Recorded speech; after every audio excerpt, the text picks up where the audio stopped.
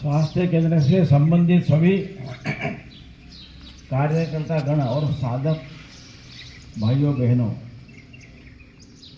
आप सभी को स्वतंत्रता दिवस की हार्दिक शुभेच्छा, हार्दिक बधाई हो। स्वतंत्र भारत में पैदा होना यह भाग्य का लक्षण है और हम सब भाग्यशाली हैं। लेकिन अनेक लोगों ने वर्षों तक संघर्ष किया, युद्ध किया है, समाज को जगाया है। ऐसा स्वाधीनता के लिए प्रयास 150 वर्ष चला, तब कहीं हम स्वाधीन हुए हैं। अब 150 साल मतलब सिर्फ जनरेशन हो जाती है।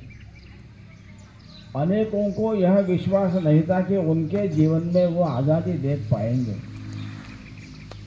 फिर भी उन्होंने किया। जेल में गए, फांसी पर लटके, सत्याग्रह किया, क्योंकि कम से कम आने वाली पीढ़ी स्वाधीन भारत में जन्म ले सके। उसका फायदा हम सबको मिला है। हम सब स्वाधीन भारत में जन्म लिए हुए हैं, हमारी भी जिम्मेदारी है। स्वतंत्रता के साथ स्वातंत्र, फ्रीडम तो आता ही है, लेकिन एक जिम्मेदारी, दायित्व भी आते हैं। अभी कहा मुझे नहीं कि मार्गदर्शन कीजिए, यह बड़ा आसान शब्द है। मार्ग सबको पता होता है, महत्व का क्या है। तो ऐसे युवक, देवी के जैसी 2 बेटियां, ऐसी कैसे देखा, एक मंदिर दिख रहा, मंदिर दर्शन करने जाएंगे तो रास्ता घुमावदार था, तो क्या शॉर्टकट जाएंगे पगडंडी से, जंगल खेतों में से। जहाँ 2 रास्ते मिलते थे तो वहाँ मंदिर का कलश दिखता था, वो कहाँ जाना पता था, इसलिए उधर आगे बढ़ते थे। ऐसा चलते चलते बीच में एक टेकड़ी आ गई, मंदिर देखना बंद हो गया और 2 रास्ते चले, एक इधर एक इधर। तो इनको समझ हुआ कौन सा रास्ता ले, इधर का ले कि इधर का ले। वहाँ पर एक माँ जी बैठे थे, दादी माँ, तो उसने पूछा, दादी माँ ये रास्ता कहाँ जाता है? क्या पूछा? ये रास्ता कहाँ जाता है? दादी माँ ने कहा, बेटा रास्ता कहीं पर भी नहीं जाता, यही पड़ा हुआ है। फिर कहा, तुम इस पर चलोगे तो कहाँ पहुँचोगे ये मैं कह सकती हूँ। इसका मतलब क्या हुआ? मार्ग पर चलना महत्व का है। मार्गदर्शन तो हो जाता है खूब जगह, चलना महत्व का है। तो हमें इस भारत को गढ़ना है और भारत को बनाना है। छोटी छोटी बातें हैं। हम स्वतंत्र हैं, इसका मतलब ये नहीं कि हम भाई केवल मेरा विचार करूंगा। एक उबंटू नाम की एक अफ्रीकन कंसेप्ट है, उसका अर्थ ऐसा है, मैं हूँ क्योंकि हम हैं। इसलिए हम सब हम की चिंता करेंगे, अपने आप सभी मैं की चिंता अपने आप समाज कर लेगा। ये संगठन का भाव है।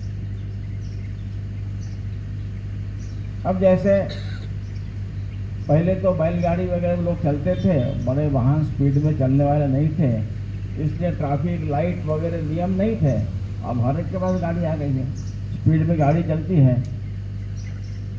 तो पहले पुलिस खड़े होते थे, उसके बदले लाल हरा लाइट आता है, बीच में समय देने के थोड़ा पीला लाइट होता है। लोगों को पता है कि लाल लाइट के कारण रुकना चाहिए, हरा होने के बाद आगे जाना चाहिए, पता सबको है, करते कोई नहीं है। यानी मुझे ट्रैफिक के नियमों का पालन करवाने के लिए पुलिस का खड़ा होना आवश्यक है। ये मेरे मनुष्य होने का अपमान नहीं है क्या? मार्ग पता है, चलते नहीं है। एक लड़की माँ जी स्कूटी पर जा रही थी, लाल लाइट था, फिर भी स्कूटी आगे बढ़ाई। वहाँ पुलिस खड़ा था, तो उसने रोका और चालान बना रहा था और पूछा, माँ जी आपने लाल लाइट नहीं देखी थी क्या? उसने कहा, लाल लाइट देखी थी, आपको नहीं देखा था। यानी पुलिस है तो पालन करूंगा, नहीं तो नहीं करूंगी। ये कौन सा मनुष्यत्व है? गधा, घोड़ा, कुत्ता, बैल, गाय, इनको हराना समझ में नहीं आता है, उसके लिए चाहिए आदमी। तो नियमों का मेरे जो नागरिक कर्तव्य है सामान्य है। अब इमरजेंसी है, जो 3 गेट में हुआ था, किसी को हार्ट अटैक आया था, तुरंत भागना पड़ा, बात अलग है। लेकिन सामान्यतः पर्याप्त तो समय लेकर हम चले, तो फिर इससे देश बनता है। कचरा कहाँ डालना, उसकी जगह क्या है, कहाँ पर डालना, उसके लिए तो ऐसे छोटे छोटे टैक्स भरना है तो पूरा भरना। मैं अमेरिका में था, अमेरिका में टोल टैक्स वगैरह पहली बार देखा। वहाँ सरकारी गाड़ियाँ नहीं, पुलिस की गाड़ी में टोल टैक्स देती है। और यहाँ देखा मैंने, हर कहने के जुगाड़ जमाने का प्रयत्न करता हूँ मैं, ऐसा एमएलए कैसा वैसा वगैरह, कैसे नहीं देना। अगर रास्ते का लाभ ले रहे हैं टैक्स देना चाहिए। रास्ते कितने अच्छे बने हैं। तो ऐसे नियमों का पालन मेरे देश का नियम है, सबने मिलकर तय किया है। आपातकाल की बात अलग है। तो मेरे नियमों का, मेरे देश के नियमों का पालन करके मुझे देश को बनाना है। जहाँ कचरा है, जो डस्टबिन में, जहाँ भी कूड़ा कचरा डालने की जगह वहीं पर डालने का आग्रह करना, ये मेरे देश बनाने का ही भाग है। परीक्षा में कॉपी करते बच्चे, कॉपी न करें इसके लिए वहाँ पर शिक्षक का हाजिर होना आवश्यक होता है। फिर भी लोग तरह तरह के पर्याय ढूंढते हैं। तो मैंने परीक्षा में कॉपी नहीं करना, मेरे अध्ययन के आधार पर मैंने मेरी परीक्षा देना। मैं कॉपी न करूं इसके लिए शिक्षक का उपस्थित होना, ये मेरे मनुष्य का अपमान नहीं है। अपने भारत में शिक्षा संस्कृति उत्थान न्यास का काम चलता है। उन्होंने 6 म्यूनिसिपालिटी के स्कूल पर में प्रयोग किया और 10वीं के छात्रों को 6 महीने तक मूल्य शिक्षा दी और विदाउट इन्विजिलेटर, शिक्षक की अनुपस्थिति में सभी परीक्षाएं उत्तम रीति से हो गई। तो ऐसे हम सोच सकते हैं हम क्या क्या करें। एक तीसरी बात और है कि समाज को गढ़ना भी है, समाज को बनाना भी है, समाज को आपस में गढ़ना भी है। हमारे यहाँ अनेक प्रकार की भाषाएं बोली जाती हैं, अनेक प्रकार के खान पान की पद्धति है। हम सब भारत माँ के संतान हैं, ये भारतीयता का बोध ही सबसे ऊपर होना चाहिए। तो फिर ये सारी क्षेत्र की, भाषा की, खान पान की विविधता, डाइवर्सिटी को हम सेलिब्रेट कर सकते हैं। और एकता का भाव अगर क्षीण हुआ, दुर्बल हुआ, तो diversities appear to be difference है। ये विविधताएं फिर भेद के नाते लगने लगती है। फिर हमको आपस में लड़ा भिड़ाने के लिए लोग तैयार ही हैं। अनेक राजनीतिक दल तैयार हैं, अंतर्राष्ट्रीय शक्तियाँ तैयार है, ग्लोबल मार्केट फोर्सेस तैयार है, डीप स्टेट के लोग तैयार हैं। वो तो चाहते ही है नॉर्थ साउथ का झगड़ा हो, हिंदी नॉन हिंदी का झगड़ा हो, ग्रामीण शहरी का झगड़ा हो, ट्राइबल नॉन ट्राइबल का झगड़ा हो। वो तो चाह ही रहे हैं। उनके चक्कर में नहीं फंसना। हम सब जिस आधार पर हम सब एक है, उसका आधार हमारा अध्यात्म, अध्यात्म भारत की पहचान है। तो बाकी विविधता का हम आनंद ले सकते हैं। हमारे यहाँ जाति अनेक है, लेकिन 3 शब्द आते हैं। एक है जाति व्यवस्था, एक है जाति, दूसरा है जाति भेद, caste system, caste and casteism. अब जाति व्यवस्था बीच के कालखंड में ऐसी थी कि पैसा कमाने के लिए, घर चलाने के लिए हर एक ने कौन सा काम करना, ये जाति तय करती थी। अब भारतीय संविधान ने यह समाप्त किया है, इसलिए भारत में जाति व्यवस्था नहीं है। अपने क्षमता के आधार पर किसी भी जाति का व्यक्ति हो, वो प्राध्यापक बन सकता है, वकील बन सकता है, इंडस्ट्रियलिस्ट बन सकता है, व्यापार कर सकता है। तो जाति व्यवस्था नहीं है।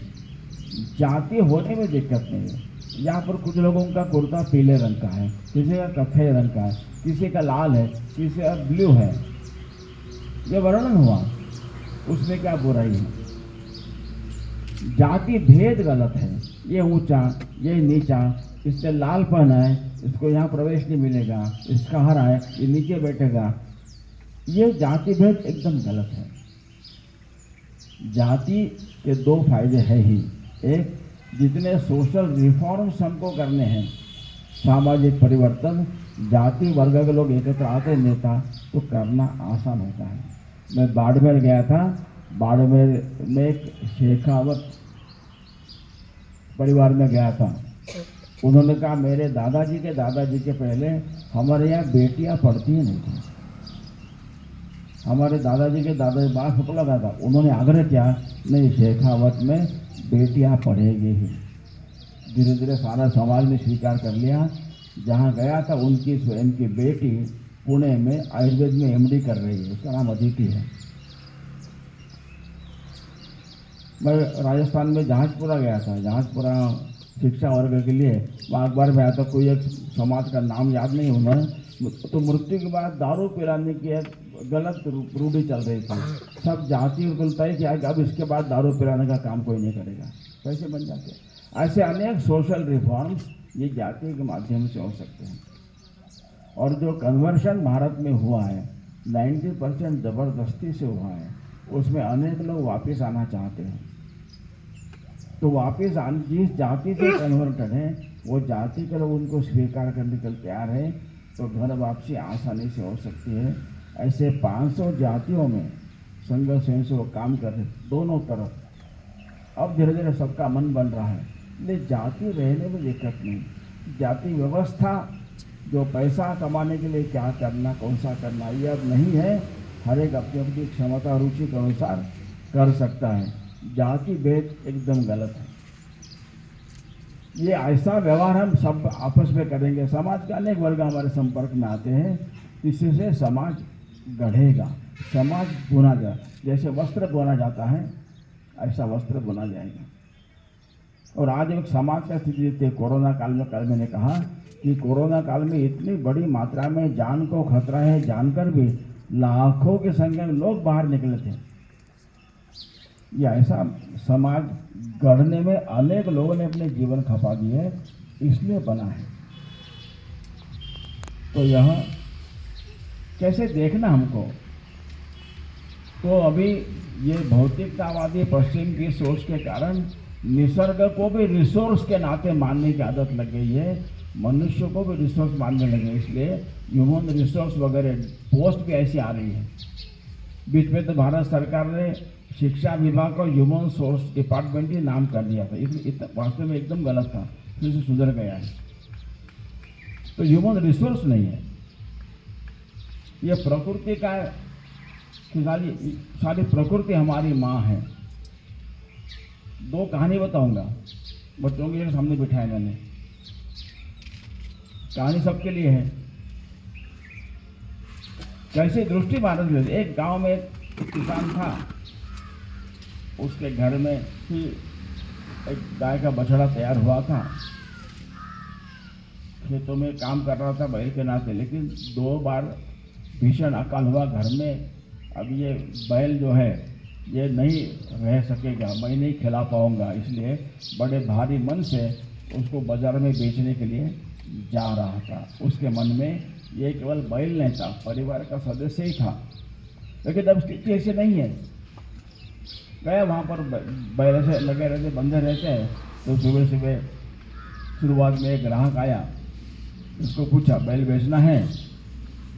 इसने उसको पूछा कि तुम बीड़ी पीते हो?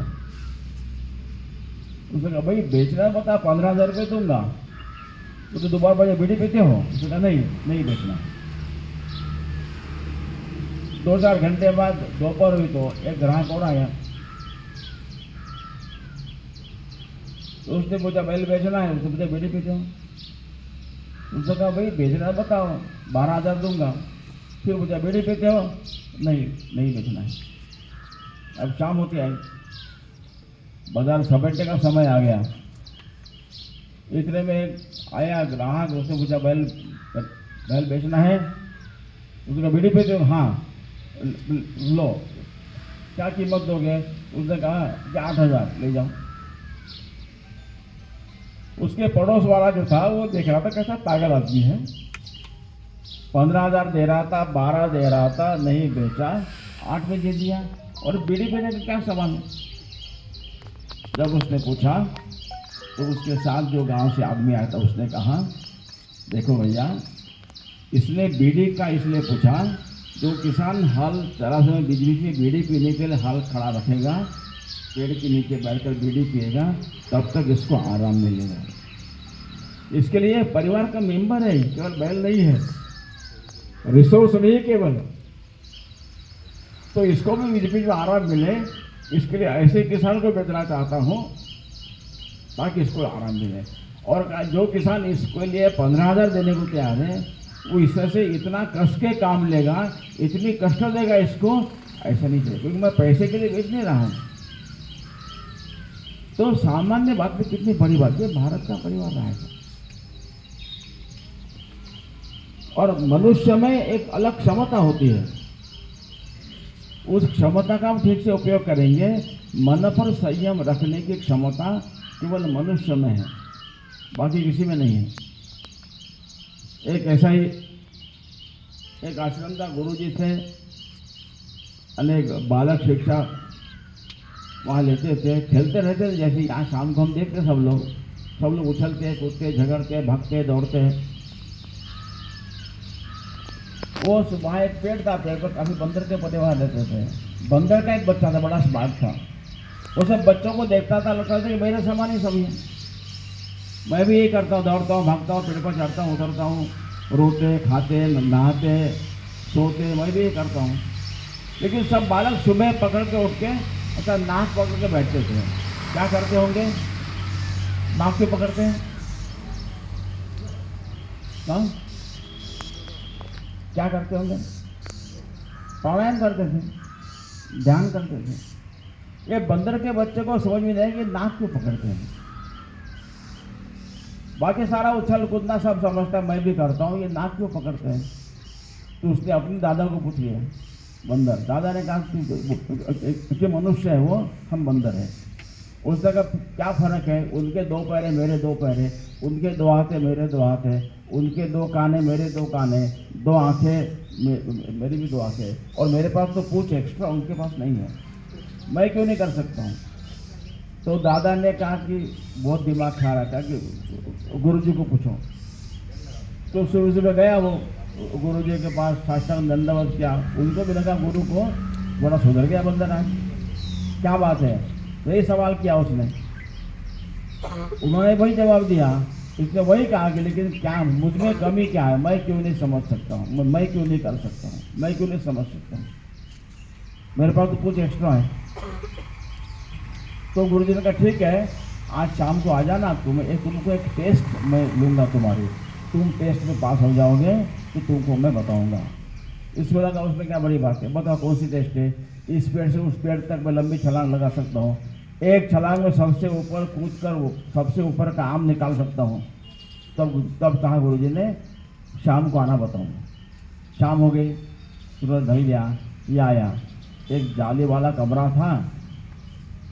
गुरुजी ने उसको कहा कि इस कमरे में जाना है, एक केला हाथ में दिया और कहा कि ये केला तुमको कमरे में रखना है, रात को यहीं सोना है, केला खाना नहीं है, सुबह मुझे केला वापस करना, तुम टेस्ट में पास हो जाओगे। ऐसा बड़ी अच्छी बात है कि कितनी आसान टेस्ट है ना।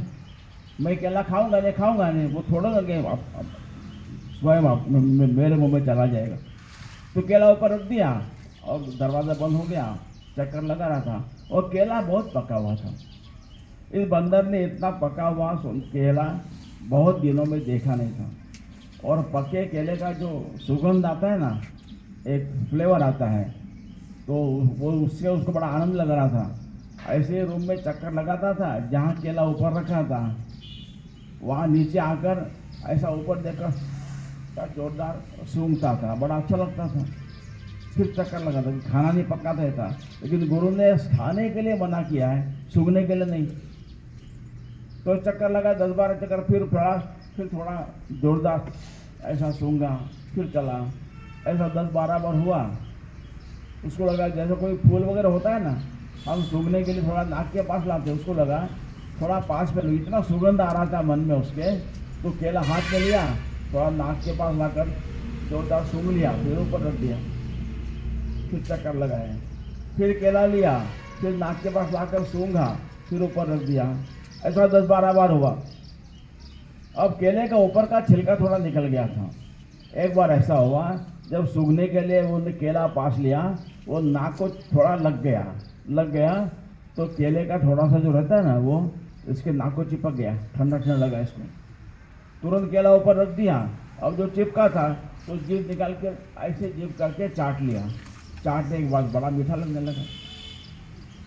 अब इसके मन में जो स्वाद आ गया था, तो दोबारा आया, फिर से कुछ समय के बाद केला लिया, और पहली बार तो नाक को गलती से लग गया था। अब जरा सूंघने के बाद ने नाक पर रगड़ लिया थोड़ा उसने जरा, और फिर ऊपर रख दिया, फिर ज़्यादा चिपक गया इधर, फिर जेब से खा लिया पूरा चाट कर। अब तो उसके पेट में ऐसी स्वाद जग गया, अब वो सारा भूल गया, गुरु वगैरह सब। केला लिया, खाया, छिलका फेंक दिया, सो गया। सुबह गुरुजी आए, दरवाज़ा खोला, पूछा केला कहाँ है, उसकी मुंडी नीचे। अरे केला कहाँ है, मुंडी नीचे। कहाँ, तो छिलका दिखाया। इसलिए उसने कहा यही अंतर है, मन को संयम करना ये केवल मनुष्य कर सकता है, किसी प्राणी की बात नहीं है। तो हम सब मनुष्य हैं, इसलिए हमको अपने आप संयम रखना और देश का विचार हमेशा मन में रहे। एक हमारे रावजी भाई परमार नाम के एक ऑटो रिक्शा चालक बड़ौदा में थे, स्वयंसेवक बने। बड़ौदा से, मुंबई से बड़ौदा आने वाली ट्रेन होती है, रात को 11 बजे चलती है, सुबह 5:30 बजे वहाँ पर आती बड़ौदा। बड़ौदा में ऑटो रिक्शा बाय मीटर चलता है, भावताल नहीं करना पड़ता है, लेकिन रात को 11 से सुबह 5 ये 1.5 गुना चार्ज करने का प्रावधान है। एक व्यापारी दूर के एरिया में रहने वाला हर सप्ताह मुंबई जाता था, आता था, इसी ट्रेन में आता था। जो रिक्शा वाले आते थे, अब 5:45-6 बजे बाहर आता था, 5 बजे तक ही 1.5 गुना चार्ज करने का प्रावधान है। फिर भी इसके घर तक जाने के लिए चार्ज होता था 30 रुपया। वो 1.5 गुना चार्ज करता था, 45 मांगता था, 50 देना पड़ता था इसको। 5 रुपये छूटे नहीं है, यही नहीं है। अब हर सप्ताह जाना है, कहाँ सुबह सुबह दिमाग खराब करना। इसके मन में यही था कि ये लोग सब ऐसे ही है। 50 का दूध निकाल कर रखता था।